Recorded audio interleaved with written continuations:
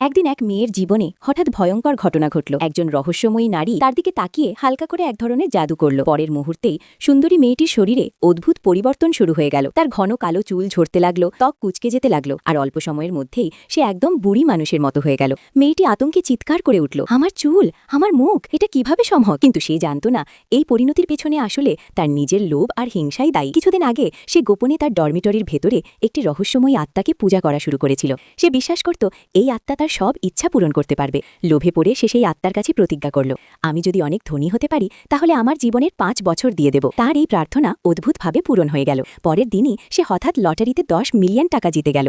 এত বড় অঙ্কের টাকা পেয়ে মেয়েটি মুহূর্তেই বদলে গেল।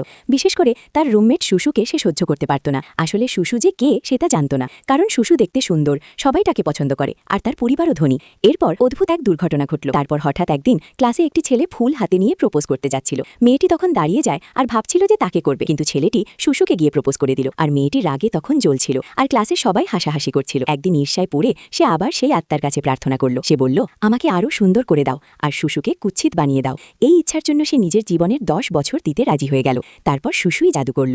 এক রাতে শুশু বিছানায় উঠতে গিয়ে হঠাৎ পড়ে যায় এবং তার মুখে বড় একটা কাটা দাগ পড়ে যায়। মেয়েটি বাইরে থেকে দুঃখ দেখালেও ভেতরে ভেতরে খুব খুশি হয়ে গেল। কিন্তু তার লোভ এখানেই থামল না। এরপর সে আবার আত্মার কাছে প্রার্থনা করল, আমি পরীক্ষায় যেন পুরো স্কুলে প্রথম হই আর শুশু যেন একদম শেষ হয়। এইবার সে নিজের জীবনের 15 বছর দিয়ে দিল। তারপর পরীক্ষায় শুশুই জাদু করে পরীক্ষা ভালো করে দিল। পরীক্ষার ফল বের হলে সবাই অবাক হয়ে গেল। যে মেয়েটি সবসময় ক্লাসের একদম শেষের দিকে থাকত, সে হঠাৎ সব বিষয়ে পূর্ণ নম্বর পেয়ে প্রথম হয়ে গেছে। এই সাফল্যে সে আরও অহংকারী হয়ে উঠল। সে সবার সামনে শুশুকে অপমান করতে লাগলো। কিছুদিন পরে ক্লাসের সবাই পাহাড়ে ঘুরতে যায়। সেখানে হাঁটার সময় শুশু হঠাৎ পা পিছলে প্রায় পড়ে যাচ্ছিল। ঠিক তখন এক সুদর্শন ছেলে এসে তাকে ধরে ফেলে। আসলে সে ছিল স্বর্গ থেকে আসা এক বন্ধু, যে শুশুকে রক্ষা করতে পৃথিবীতে এসেছিল। এই দৃশ্য দেখে মেয়েটির ঈর্ষা আবারও মাথাচাড়া দিয়ে উঠল। সে আবার সেই আত্মার কাছে প্রার্থনা করল, শুশু যেন দুর্ঘটনায় পাহাড় থেকে পড়ে মারা যায়। এই ভয়ঙ্কর ইচ্ছার জন্য সে নিজের জীবনের আরও 20 বছর দিতে রাজি হয়ে গেল। কিন্তু সে বুঝতে পারেনি তার সব কথা আসলে শুশু শুনছিল। হঠাৎ শুশু তার সামনে এসে দাঁড়ালো। শান্ত গলায় সে বলল, তোমার সেই আত্মা কিন্তু তোমার এই ইচ্ছা পূরণ করেনি। মেয়েটি অবাক হয়ে গেল। সে চিৎকার করে জিজ্ঞেস করল, তুমি এসব জানলে কিভাবে? ঠিক তখনই শুশুর শরীর থেকে এক অদ্ভুত আলো বের হলো। আসলে শুশুই ছিল এই জাদুর পিছনের জাদুকর।